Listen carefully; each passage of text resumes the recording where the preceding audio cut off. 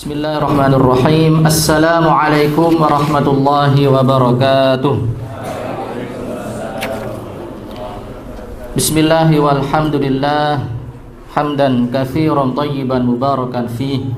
Salatan wa salaman daimaini mutalazimaini ala rasulih Sayyidina wa habibina Muhammadin wa ala alihi wa ashabihi. Rabbi shrah li sadri wa yassir li amri wahlul 'uqdatam min lisani yafqahu qawli, amma ba'du. Kami hormati para hadirin keluarga besar Yayasan Khairul Ummah yang semoga kita semuanya senantiasa dimuliakan Allah Subhanahu wa taala. Alhamdulillah, pada kesempatan malam hari ini mari kita untuk tetap bersyukur kepada Allah Subhanahu wa taala, mensyukuri nikmat iman, Islam, nikmat kesehatan, dan tentunya nikmat kesempatan untuk bisa menjalankan segala rangkaian amal ibadah di bulan suci Ramadan ini. Semoga segala amal baik kita, amal ibadah kita diterima oleh Allah Subhanahu wa taala. Amin ya rabbal alamin. Salawat serta salam semoga senantiasa kita haturkan pada beliau Nabi Muhammad sallallahu alaihi wasallam yang kita harapkan syafaatnya di hari kelak nanti. Amin ya rabbal alamin. Para hadirin yang dimuliakan Allah Subhanahu wa taala, tema kita pada malam hari ini adalah tentang Lailatul Qadar. Allah Subhanahu wa taala telah menjelaskan secara detail, secara jelas tentang Lailatul Qadar ini, yaitu di surat Al-Qadr, surat yang ke-97, dan terdapat ada 5 ayat. Allah Subhanahu wa taala berfirman, Bismillahirrahmanirrahim, Inna anzalnahu fi Lailatul Qadr. Sesungguhnya kami telah menurunkan dia di sini adalah bermakna Al-Qur'an, fi Lailatul Qadri, pada malam Lailatul Qadar. Jadi para ulama sepakat bahwasanya Al-Qur'an itu diturunkan pada malam Lailatul Qadar. Dan Al-Qur'an dan Lailatul Qadar itu para ulama sepakat berada di bulan Ramadan. Sebagaimana firman Allah yang lain, Syahrul Ramadan alladzi unzila fihil Qur'an, bahwasanya Al-Qur'an itu Allah turunkan pada bulan suci Ramadan.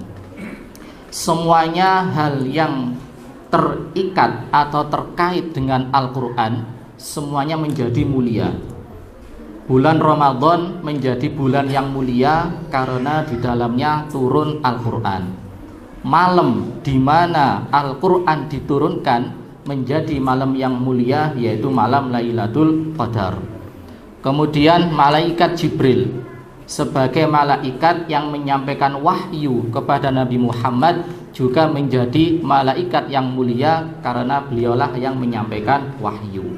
Nabi Muhammad juga menjadi nabi yang mulia karena Al-Qur'an diturunkan kepada beliau. Kita juga semuanya umatnya Rasulullah menjadi umat yang mulia juga karena Al-Qur'an diturunkan kepada kita semua.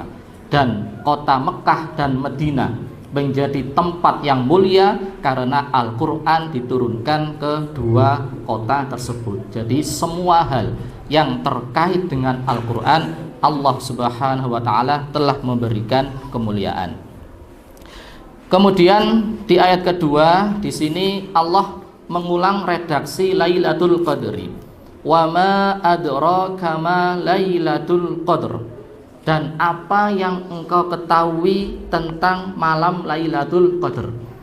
Jadi adanya pertanyaan di sini tujuannya adalah ta'zimun wa tafkhimun li amriha, yaitu sebagai bentuk pengagungan, sebagai bentuk kemuliaan, bahwasanya betapa agungnya malam Lailatul Qadar. Dijelaskan di sini dalam kitab Shoffatut Tafasir bahwasanya penyebutan Lailatul Qadar ini ada 3 keutamaan. atau ada 3 keistimewaan yang Allah turunkan pada malam Lailatul Qadar, yaitu yang Allah jelaskan pada ayat selanjutnya. Keistimewaan yang pertama adalah Lailatul Qadri khairum min alfi syahr, yaitu bahwasanya malam Lailatul Qadar itu lebih baik daripada 1000 bulan. Keistimewaan yang kedua adalah tanazzalul malaikatu warruhu fiha biizni rabbihim min kulli amr. Pada malam hari itu malaikat turun dan juga malaikat Jibril, yaitu menjalankan perintah Tuhan mereka. Dan keistimewaan yang ketiga adalah salamun hiya hatta matla'il fajr. Mereka para malaikat memberikan salam, memberikan keselamatan, doa selamat kepada setiap hamba sampai terbitnya waktu fajar. Jadi di malam hari ini kita akan membahas 3 keutamaan pada malam Lailatul Qadar. Yang pertama tadi adalah Lailatul Qadri khairum min alfi syahr, yaitu malam yang pada malam hari itu ketika kita beribadah pahalanya adalah lebih baik daripada kita beribadah selama 1000 bulan. Nah, asbabun nuzul atau alasan kronologi adanya malam Lailatul Qadar dijelaskan di sini. Ada sebuah hadis, waqad ruwiya anna rajulan labisas silah wa jahada fi sabilillah alfa syahr. Diriwatkan bahwasanya zaman dulu kila, ada mengatakan ini adalah umatnya Nabi Musa, ada seorang laki-laki yang dia ini mengangkat senjata dan dia berjihad di jalan Allah selama 1000 bulan. Fa'ajaba Rasulullah wal muslimu min dzalik. Dan Nabi Muhammad sallallahu alaihi wasallam serta para sahabat merasa takjub dengan cerita seorang laki-laki yang dia bisa berjihad di jalan Allah selama 1000 bulan. Kemudian watamanna Rasulullah sallallahu alaihi wasallam li ummatihi. Kemudian Nabi Muhammad berharap agar umatnya juga bisa mencontoh cerita orang laki-laki tadi. Faqala, kemudian Rasulullah mengadu kepada Allah Subhanahu wa taala, "Ya Rabb, wahai Tuhanku, ja'alta ummati aqsarul umam a'maron." Engkau telah menjadikan umatku ini adalah umat yang umurnya pendek-pendek. Wa aqalluha a'malan, dan juga amalnya sedikit. Sudah umurnya pendek, kemudian amalnya juga sedikit. Fa'atahullah lailatal qadri. Kemudian Allah Subhanahu wa taala memberikan kemuliaan dengan adanya malam Lailatul Qadar. Wa qala lailatul qadri khairun laka wali ummatika min alfi syahrin jahada fiha dzalikar rajul. Kemudian Allah menyampaikan Lailatul Qadar adalah lebih baik untukmu dan juga untuk umatmu daripada 1000 bulan, dan lebih baik daripada orang yang berjihad selama 1000 bulan. Ini adalah hadis yang melatar belakangi bahwasanya Lailatul Qadar adalah malam yang lebih baik daripada 1000 bulan. Kemudian fadilah yang kedua tentang Lailatul Qadar adalah tanazzalul malaikatu warruhu fiha biizni rabbihim min kulli amr. Dijelaskan di sini ay tanazzalal malaikatu wa Jibril ilal ardi fi tilkal lailah bi amri rabbihim min ajli kulli amrin qaddarullahu wa qadahu litilkas sanah ila sanati qabilah. Jadi pada malam hari itu malaikat Jibril dan juga para malaikat yang lain turun ke bumi. Tujuannya apa? Yaitu untuk menerima keputusan atau menerima catatan seluruh makhluk pada tahun tahun tersebut. Jadi maksudnya gini, Allah Subhanahu wa taala itu memiliki qadha atau takdir azali. yang sudah Allah tentukan zaman dahulu kala ketika Allah sebelum menciptakan makhluk. Dan setiap tahun itu Allah memberitahukan kepada para malaikat. Jadi pada tahun, misalnya tahun ini ya, itu setiap tahun Allah memberitahukan tentang takdir ciptaannya ya. Jadi misalnya dari rezekinya, dari kapan dia meninggal, siapa jodohnya, itu ditentukan dalam waktu satu tahun. Dan itu Allah sampaikan kepada malaikat pada malam Lailatul Qadar.